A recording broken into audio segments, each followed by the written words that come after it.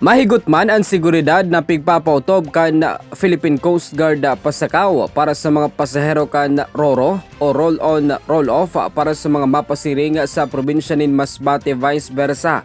Sigon kay Seaman First Kim Mura, ang nagtitindog na substation commander ka na sambitan ng estasyon. Nasa tulong semana na may biyahe kan RORO sa lugar. Alagad kaipuhan man giraray na magsunod sa protocols arog na sanakan pagsulot din face mask, face shield, asin pagdaranin alkohol. Ninhulit akonde magsunod sa nasambit na kasuguan dahil subot pwedeng magsakay ang nasambitan ng pasahero. Protocol sir, nandun sir, lalo na doon sir, mahigpit kami doon sir.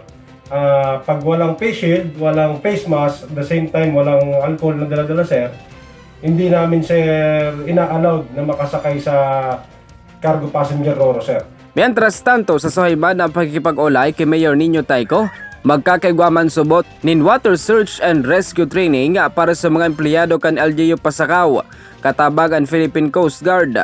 Ninhulitan nag-abot na naman ang summer season. Inisirong paagit nga ning maprotehiran ang sendang mga sadiri sa katibaadan pag nagkakarigos sa mga beach resort digdi. Kakaigwa po kita ng WASAR training, itong Water Search and Rescue training na taon-taon na ginigibuta na para po makapag-produce ng equip na lifeguard ang satuyang mga beaches digdi sa Banwaan ng Pasakaw and mga volunteers kabali digdiyo.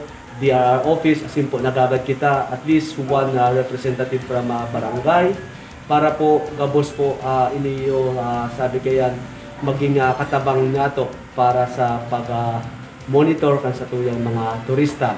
Lalong-lalo na po ngunyan pa na maabot na summer season na ni. Sa ngunyan padagos ang ginigibong mga programa sa Banwaan in Pasakaw ngunyan na summer season.